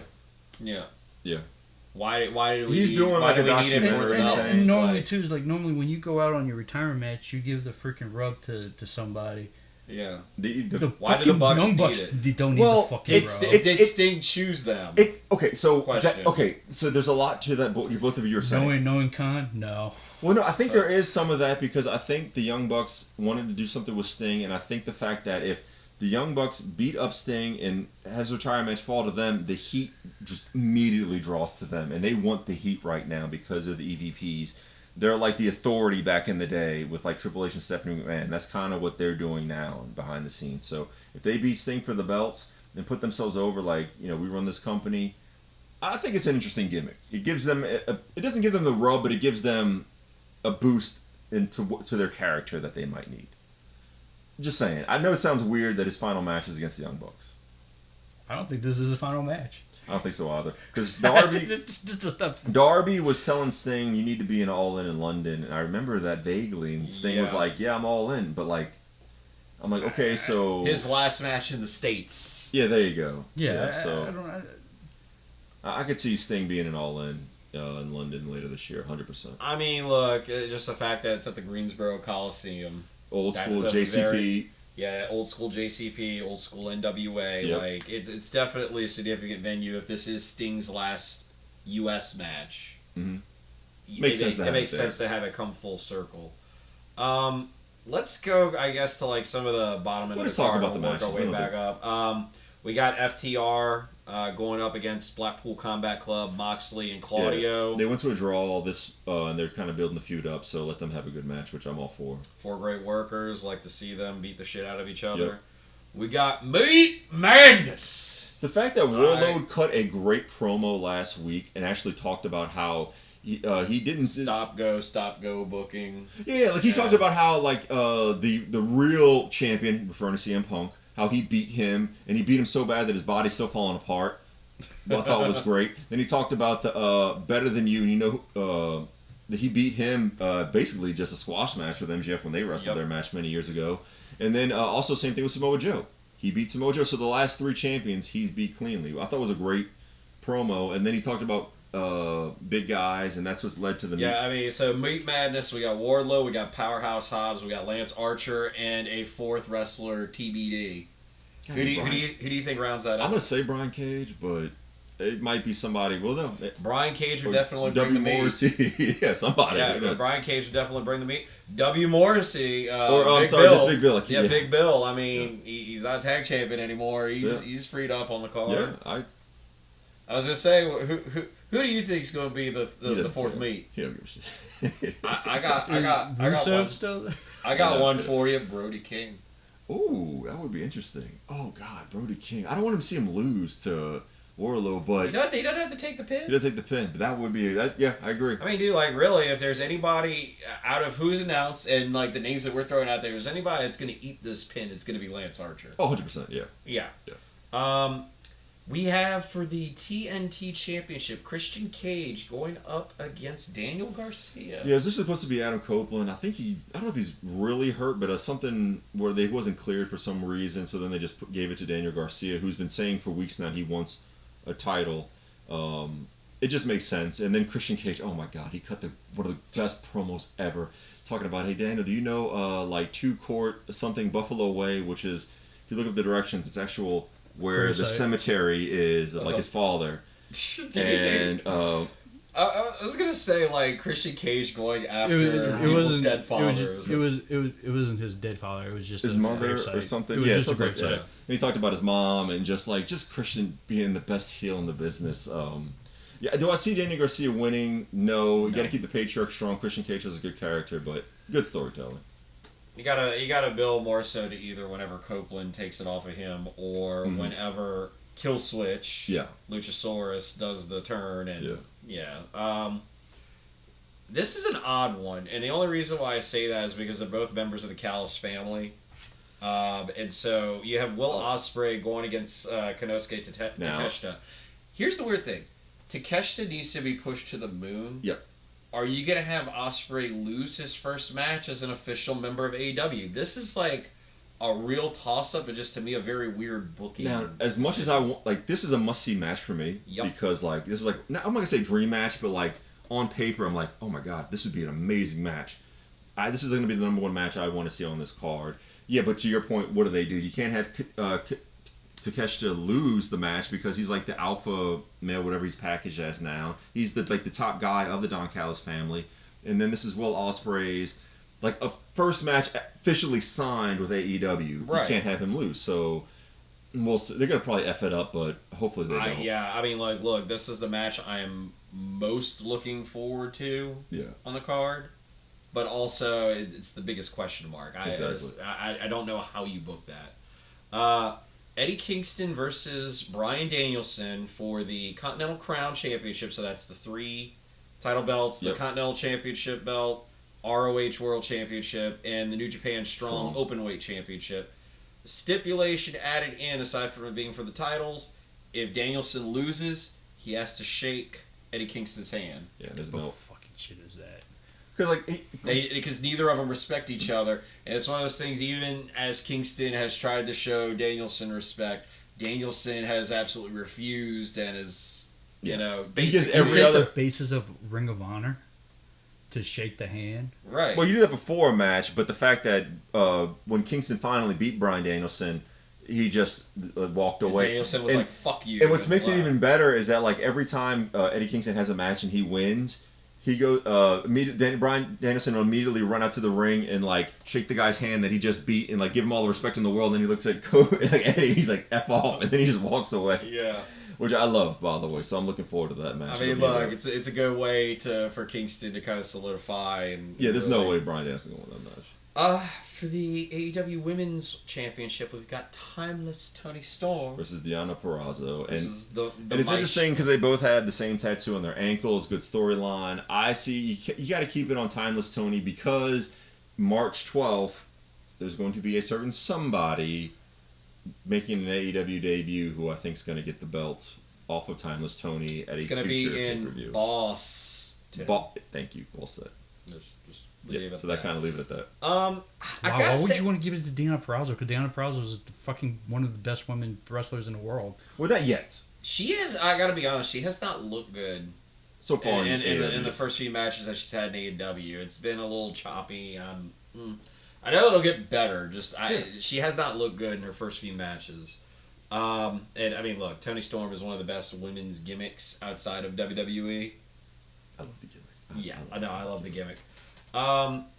Orange Cassidy defending the International Championship against Roderick Strong. They've been building... Dude, you talk about building a rivalry? This is the way to do it, in my opinion. They announced this match, almost 2 months ago. Yeah. And the fact that, Roderick's just doing everything he can to weaken Orange Cassidy for their match. Come Revolution. I love the storytelling. This is another match I'm looking forward to. I kind of feel like, at this point... Roderick Strong needs to win the belt. He does. He has to. Cassidy doesn't need it. He had a very nice long run with the belt. Him re-winning the belt hurt his cause because I thought initially they had to because Moxley got hurt, so they had to put it back on him. Because I thought when they took it off him from Moxley, it was for him to go to the next level. But I just kind of feel like he doesn't need the belt anymore. No, he doesn't. He established himself. He is now a super mega star, and just with what are we calling them now? The Undisputed Kingdom? Yes. Yeah, Undisputed Kingdom. It's like they're kind of just in a holding pattern right now until Adam Cole comes back. Comes back. So it's like Wardlow can only squash so many people. Yep. Everybody else is kind of doing their thing. I know Matt Taven had a great match with Cassidy. They had a Texas Death match. Yeah, and solid. I mean, very solid, but they're just in a holding pattern. I feel like Roderick Strong needs to win the belt to at least get that stable. Let him be momentum. like the co-leader until Adam Cole comes back. With him in the belt establishes them because they got the Ring of Honor belts, the tag team titles. Yeah, that'd be a third title for the stable. Yeah, no. So I need to see Roderick go over there, and then we have the three-way for the AEW World Championship. We've got Samoa Joe, Hangman Page, Swerve Strickland. I still think Joe's gonna win because it's a triple threat match. Joe's gonna win. Swerve's gonna look strong. Yep. Hangman eats the pin. Been or if Swerve does get pinned, it's because Hangman does something to fuck him up. Because he's been acting very heelishly lately. He is definitely the heel. Yeah, we had the double switch in their singles match on Dynamite. Oh, yeah. So, I think that's just going to be a good quality match, period. Oh, yeah, me too. Adam Cole does not have bad matches for the most part. Swerve's been on a tear. Oh, you're talking about Hangman Page. I'm sorry. No. This is going to be a great match. No, Joe is Joe. You let Joe have a little bit of a run with the belt because it's going to be his only time with the title. Let him make it one more, month or two. He's not dropping it anytime soon. I would say he should hold it until summer. Yeah, I hope so. I mean, I'm a huge Samoa Joe fan. I want to see him hold the belt. Let him have his time. He never got it in WWE, unfortunately. At least AEW got the crown him as champ. One last run on his career. I know AEW is the new TNA for you, Ramsey. Is there any match on that card that kind of jumps out at you? Just Cassidy and Strong. I've become a much bigger Cassidy fan because I listened to him on Tony's podcast, and I didn't realize how old he was. Yeah, and then I didn't realize how long he's been wrestling, and then just hearing him behind the scenes be himself. He was doing both, being Orange Cassidy and himself. I instantly became a much bigger fan of his. So, yeah, just the Orange Cassidy, Roderick Strong match. Yeah, that's like my number 2 match. That's the only number 1, number 2 that I want to see as well. Are you not as interested in the Sting match just because of the fact that it's the Bucks that he's going to be facing? I think that they could have been. He can't do singles, man. He's too old. It's not the singles, but I mean... the Bucks. Who would you have maybe rathered seen in that spot instead of the Bucks? Because it's going to be Darby and Sting, but who would you have rathered seen? Is there any other storyline or something you could think of that might have been interesting? I know you don't really watch AEW as much. So we've already kind of done Christian. We did that at All In, Christian and Swerve. I think just to give him an old I don't understand the dynamic of, okay, you're going to have Sting in there. It's a tornado tag match. Now you got 3 people in there that's athletic, dynamic, and then Sting is old school, 2 feet on the ground. Yeah. I think they should have had the only tag team I think that could have been in there to give them a really great last match for this style would have been FTR. Just because. But are you going to make FTR a heel for this, or are you going to do babyface? You're going to do 2 babyface? It's just last match. It doesn't have to be heel. It doesn't have to be heel. It could be. It's just. It could be babyface. It could be like. It's kind of like Ric Flair, and Shawn Michaels. At that time, it's like, okay, you could be a heel, you could be a babyface, but both of them is like iconic. It was icon. Yeah. You can have Sting go out, but you have him go out with someone on his style of wrestling compared to 2 fucking spot fest. I kind of feel like if you wanted to keep it like, say, a heel tag team, and keep it with at least somewhat a bit of history. I know he already did another quote unquote retirement match with Ric Flair fairly recently, but I think like a Jeff Jarrett, Jay Lethal. No. Can't. I just say, just from the history standpoint. I get the history standpoint of TNA. That's the only other logical as the last match connection I could think of. But technically, if you want to see there's 2 people that's still wrestling that you could bring in for his last match, and you want to make it a last match, you can bring fucking Rock and Roll Express. They're still fucking wrestling.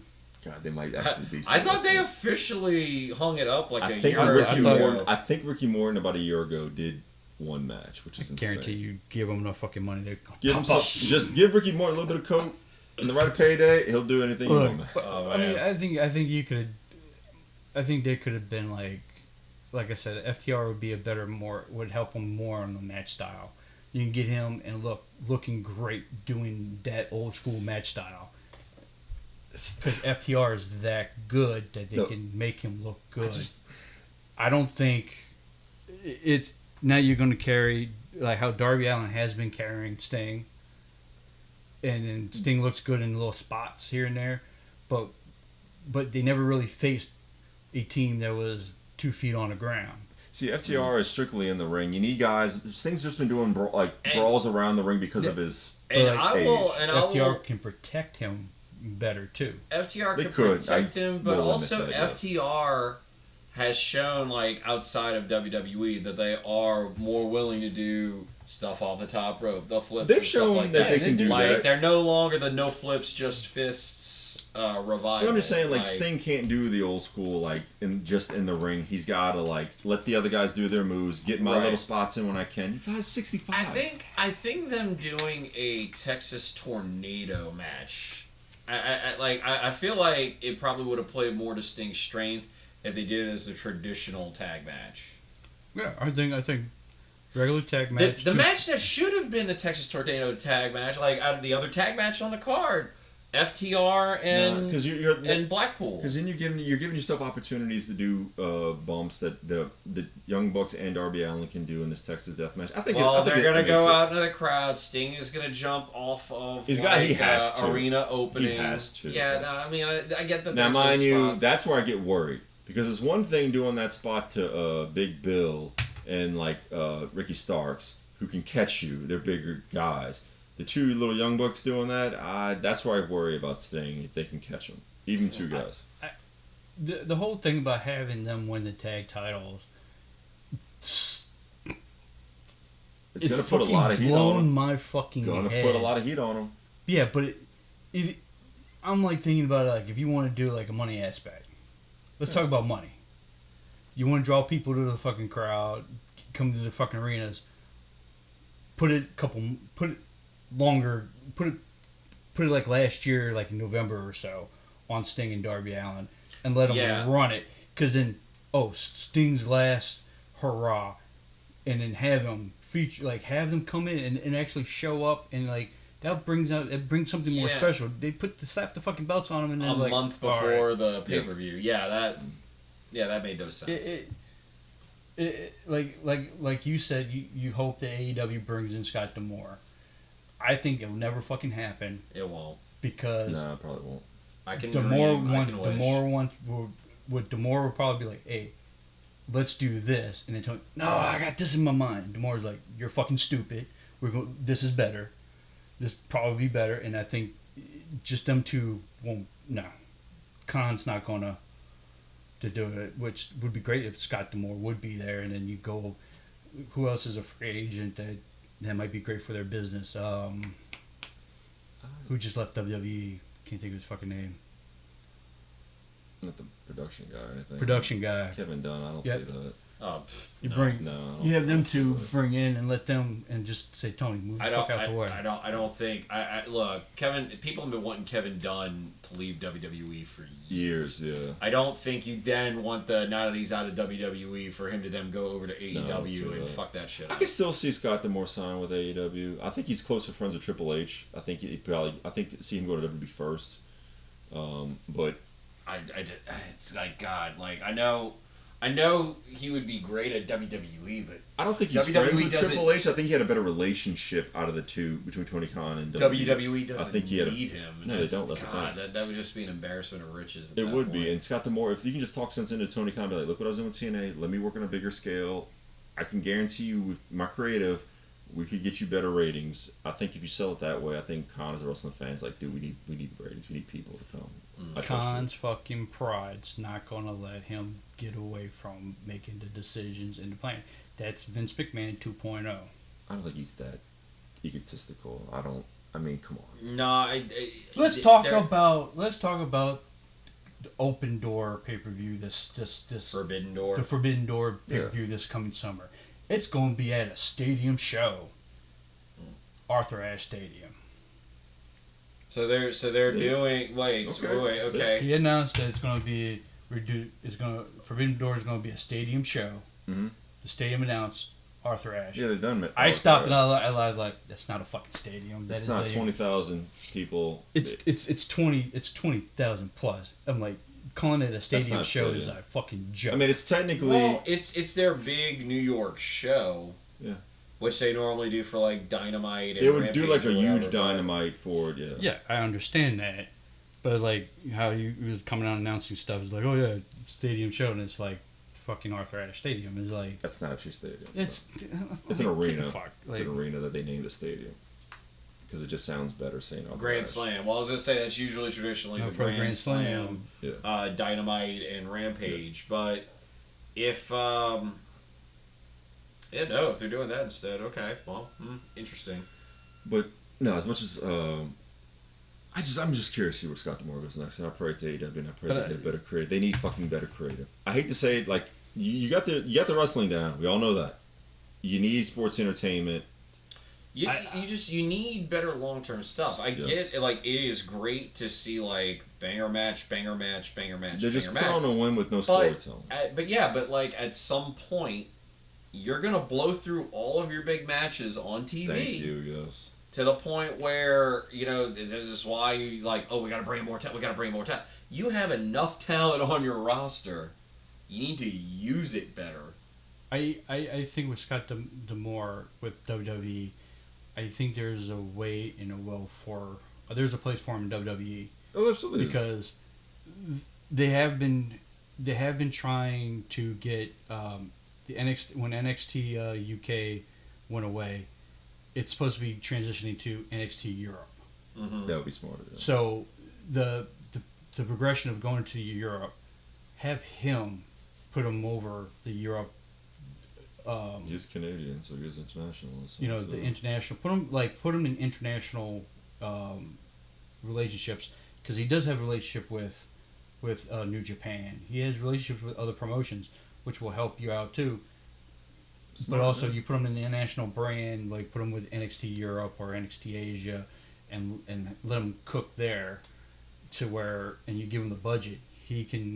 Look, we know, as much as I will bash about TNA because they did bad business decisions. It's not his bad business decisions. Mm-hmm. People above him that with money. Money is bad, and I did. Scott D'Amore, you give him the budget, and you give him the talent, I guarantee you in WWE he will be felt better than AEW because one, Khan, it's his baby. He's not going to give up. He's not going to give up that creative control and be like, oh no, we got to do this. Oh no. And it's already. I know they say it's a collaborative effort, but it's Tony's decision at the end of the day. There needs to be more dissenting voices with Tony. Be like, maybe not that this week. Maybe let's save that for next month where we could draw more money. I just feel like he needs...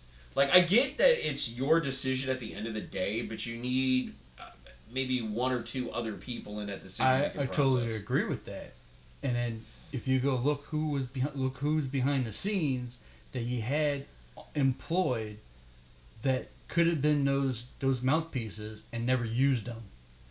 He had William Regal. Never fucking used them. Didn't use him for that. Yeah. He has Arn Anderson backstage. You want to talk about an agent that has fucking experience? Yeah, he's got Arn Anderson, Dave Malenko. Don't use him. He has Malenko. Doesn't use him for those things. And it's like, you have Mark Henry. You literally have Mark Henry and fucking Big Show just back there just wasting away. Pretty much. Mm.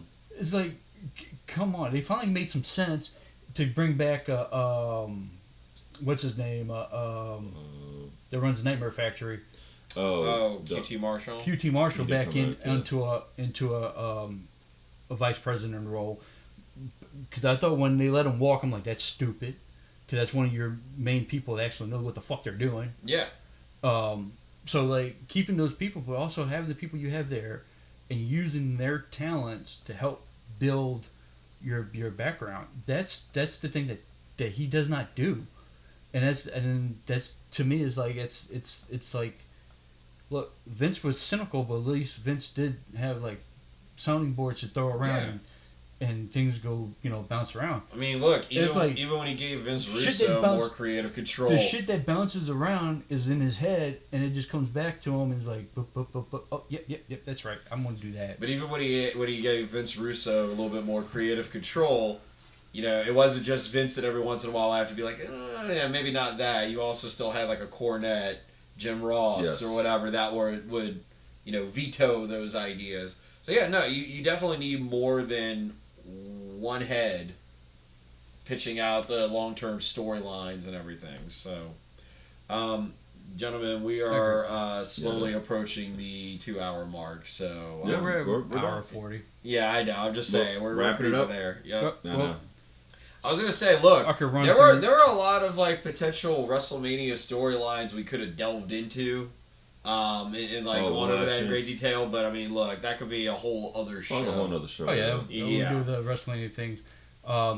Before we sign off, I like to go through the PWI had their awards magazine issued out this past magazine issue.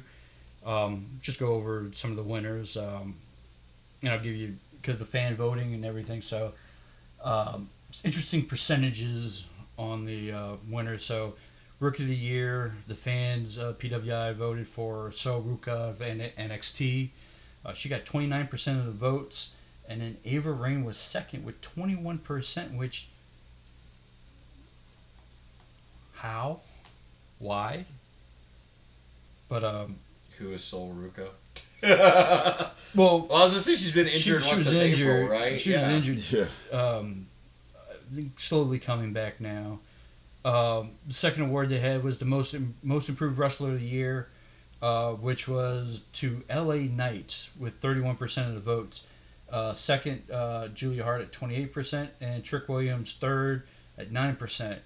That's Julia Hart's award to me. LA Knight's not. You can't say improved because he's been in the so long. It's just I don't know. It feels more of a person who's. If you want to talk about better utilized, no. Or... Most improved went from manager to superstar.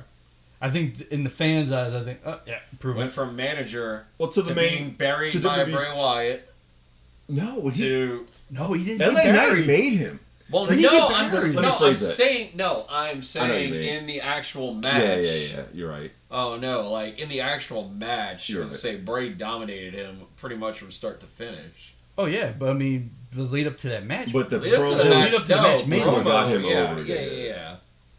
Comeback of the year. The winner was Trinity at 20% of the votes. Second place was Soraya. 19%. Adam Cole at 17%, and Tristan is 16%. Look, I feel like Trinity should have won that by a much higher margin. I mean, like, she put in the work this year with TNA, had a great run as champion, and then has been great in WWE in the spots that we've gotten. I would have given a little nod to Trish Stratus just because of the matches she had, being this far into, like, how old she is. I agree. Like, I think that Trish should have been second. But no, but Trinity, I'll give you Trinity. But also, too, like, how you say her name? Soraya. Coming back from that injury. Listen, she was out for. Just say Paige if it's easier. Okay, Paige. Yeah. Because she was out for many years, and at least she had her moment. It was nice to see her at least try to come back and wrestle. That's all I'm gonna say really about that. By the way, her brother now officially All Elite. Did not know that. Yep. Inspirational Wrestler of the Year. 37% of the votes was Mark Briscoe. Yeah, too. Should have done more. And then a close second, Cody Rhodes with 25% of the votes, which is it's it was that it's finishing a story, but Mark Briscoe, obviously has to. Yeah.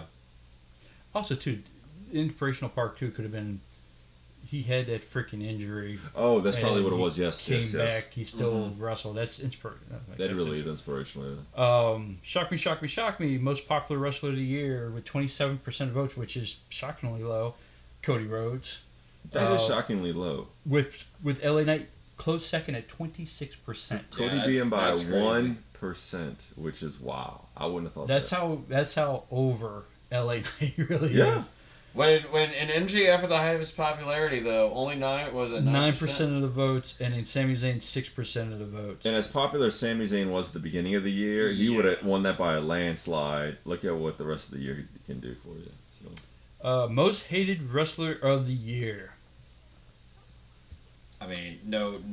I mean, hey, look, it's Dom in a landslide. 52% of the vote, and I like to say 52% of the vote because second is Christian Cage at 8% of the vote. Who was my favorite heel, but obviously this is most hated, and yes, Dominic Mysterio, 100%. God, dude, like fucking heel, dude. Fucking Dominic as a heel. It's great. They're not piping in. They asked him that. Like, are they piping the booze? He goes, no. They're not piping it in. But Roman Reigns at 7%, CM Punk at 6% of the vote. But at 52% of the vote. Perth was just basically a landslide for him in that one. A hand in a bucket of what he has been done. Is the fucking the shorts, the digital shorts that keep coming out. They showed him with the koala earlier this week. And it still looked fucking like you just felt it was dirty. Like, why? Yeah, how dare you taint that koala? Feud of the year, Sami Zayn and the Bloodline. Yeah, absolutely. 31%. That was the biggest feud for me. Second is CM Punk versus AEW. That's just funny, right? That should have been number one. That's just funny. I would doubt number one. Because I really liked the matches between Cody Rhodes and Brock Lesnar. That's 10%. Becky Lynch and Trish Stratus, 8%. Okay. Indie Wrestler of the Year. I can only think of one indie wrestler, being honest with you. It's landslide, 50% of the vote. It's Matt Cardona. Yeah, I mean, like, that's like the only indie wrestler I can think of. Yeah, I don't go that deep in wrestling. The GCW match he had a couple weeks ago with Nemeth. He actually had his shirt actually had the old Zack Ryder. Yeah, and it was like the death. Like, oh, nice. It's the shirts are awesome. His shirts are phenomenal. Yeah, he's making more money than he made WWE. Indie Taker. Yeah.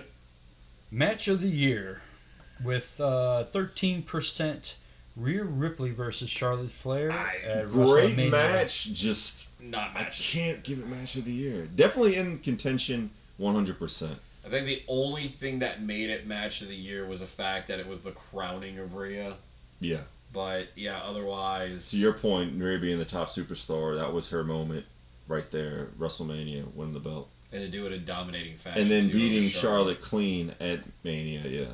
And it was a great match. I'm not taking anything away from the match. I just thought the triple threat match was... And real close second with 11%, Gunther versus Sheamus versus Drew McIntyre, or the red chest match.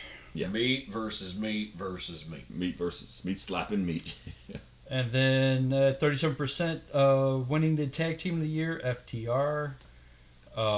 Kind of hard to beat them, honestly. Well, you know what? Kevin Owens and Sami Zayn's couple-month reign as tag team was phenomenal. They're like, I mean, the you can't really say that about the reign though, because it was like Kevin Owens got hurt shortly after they won the belts. It like the build to it was phenomenal. Yes. Look, that match with them in Judgment Day in Pittsburgh was... Oh, no, that was a great match. That's my match of the year. That was Saudi Arabia was a great one, too. That was my match of the year. But to your point, I felt that the reign itself was kind of lackluster. I guess because the build was so great, like, now what do you do? You know what I mean? Right. But I mean, but even then, like, KO got hurt and not very long I wish after they would have had a decent little bit of run with the belts. Faction of the year. Okay. I just want to make note. It's only 4 of them, and it's the Judgment Day. There's no JD McDonough. Thank you for the 4. No JD McDonough. But 48%. No R-Truth. He can always superimpose himself on the picture. Yeah. But the fact that there's no JD McDonough is interesting. I'm glad he showed me that because they gave because they hand him the awards and there's only 4. So we only made 4 of them. No, we only made 4 little plaques. Second, and that's with 48% of the vote, and that was a landslide, basically. Close second, 16% Black. The fact that the Blackpool Combat Club got more votes than the Bloodline really did shock me on that one. I figured the Bloodline would have been number 2. I mean, but dude, like Blackpool Combat Club, they match after match after match, like they were actually working. Whereas Bloodline, it's really just solo. It's just storylines and a handful of matches. Jimmy that are doing the work. True like, yeah. Woman of the Year. Gee, I wonder who this could possibly be. Oh. Hey, look, Judgment Day. Take Judgment all the Day, awards. 1 faction of the year. Rhea Ripley, 50% of the vote. Toni Storm second at 7%. Bianca Belair, 6%. Okay. Athena 4th, 5%. I'm glad they gave Athena some love, man, because she's been killing it in Ring of Honor. Yep. But yeah, Timeless Tony was obviously number 2. But yeah, Molly. Yeah, the fact that Tony only got 7%. I mean, look, no, it's clearly Rhea. It's obviously Rhea, yeah, 100%. And then the Wrestler of the Year, Seth Rollins takes it with 27% of the vote. He is the PWI wrestler, number 1 wrestler in the world. But number 2 was shocking to me. It was like you're thinking world champions and stuff like that. Yeah. Mm-hmm. Gunther, number 2 at 15%. Will Ospreay, 3rd at 12%, and MJF at 9%, which tells you what Gunther has done to make the Intercontinental Championship as relevant as it is today, and has been just putting on great matches. No, he has. And the fact that the IC champion, number 2. I mean, you could have had him number 1. I would have been like, yep, I agree. Yeah, I would. I mean, look, number 1. I thought Seth had a very good year last year, or within that time period, because they go from July 1st to June 30th. Great run, but I also say this too, is that he has made that championship belt relevant. Oh wait, no, that's the PWI 500. I'm sorry, these are the awards. I'm sorry, these are the awards. I'm sorry. I would say this though, but he has made that championship relevant. Oh, Gunther, 100%, yeah. You know, no, I'm talking about Seth Rollins. No, he has. Yeah, he's been a working champion. Yeah, he made that title relevant. 1, I love the design of the title. That is cool. 1A, 1B. He has defended that title so many times. Yep. He puts on great matches. He's been hurting people less and less year after year. I will give it to him. I hate the fucking ring music. I hate his fucking outfits. Yeah, that annoys me too. I hate him as a face. I like him as heel. I love him as a heel as well. It's just to me like I'm still waiting to see him organically get over, like on him and his ability to talk. because I still think he's great in the ring. Yep. He's got the song, but I feel like the fans identify with him more for the fucking song and singing That's the how song. I kind of feel about LA Knight. It's like the catchphrases is what gets you over, and then the fans just kind of like all want to get in and have fun, so they all do it together, which makes them feel more popular than what they actually are. Did you get over on your own, or is it because of the theme song? Everybody wants to sing the fucking song. Yeah. But no, to kudos to Seth though, he absolutely is a great in-ring worker, and I love him on the microphone. I love him as a heel. To your point. Yeah. It's like Randy Orton. Well, it's like somebody on radio said it best today. I do not connect with Seth. It's a great one. Like there is nothing about Seth that I personally connect to or feel like I'm with him on that. Yeah. I mean, it's like with Cody, the story is a big thing that connects everybody to it. But it's the lineage, it's the legacy, and then how he is trying to carve his own legacy and everything like that. Like, you have that connection there. There's nothing about Seth that makes me want to connect with him. Now, I could connect better with him when he's a heel because it's like he does such a great job of just being that asshole heel. Yeah. That snot-nosed, like, spoiled, oh, I've got the authority behind me, I can do whatever I want. I loved the original Seth heel. Yeah, it was great. Loved it. But, like, as a babyface, there's not that... No, there's nothing about him that I No, like. He doesn't, and it's crazy because he's married to Becky. Becky, like the thing that got Becky over, her face getting smashed in, blood covering the face, and her just like storming out of that arena through the crowd like a badass. It just looks so cool to see a girl like that and just look badass. But it's kind of like this effect, like Becky is great as a face, but was not a great heel. She was good, but she wasn't great. She was good, not great.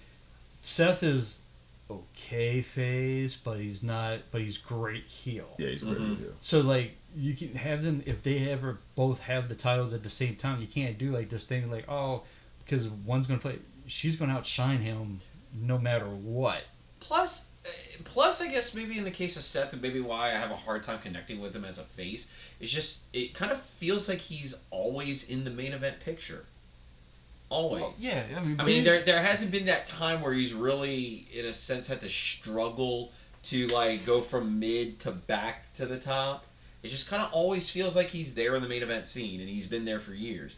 To me, it's kind of similar like Randy Orton when we try to make Randy Orton a face for a while there, and it's like, it's just he's just always in the main event, but like he's great as a heel. I agree with you because I always said the best Randy Orton is a heel Randy Orton. 100%. But I love Randy Orton now. Yeah, no, I can get behind him because now. I also know like we're not going to have him for that long. Right. We're down to the end of his career, and it comes to be like, God damn, how great is he? Because just the little things like I said, it brought me joy as fucking hell when he broke everybody in the freaking thing. That was my greatest moment of the night. It was like... Well, he's also at the point where he can kind of, in a sense, do whatever the fuck he wants. Because he's also been around for that long. Thank you. He's also the leader of the locker room because he's been there the longest. Longest tenured active wrestler, yes. Yeah. So it's like, but with him, like now, like I can see him, but like if he goes dastardly heel, I'm going to fucking love it. But I also want to see him win a championship. I want to see him break the fucking record. I think he deserves the record. He's been there the longest. He has not like left for Hollywood like others. Mm-hmm. He's been there.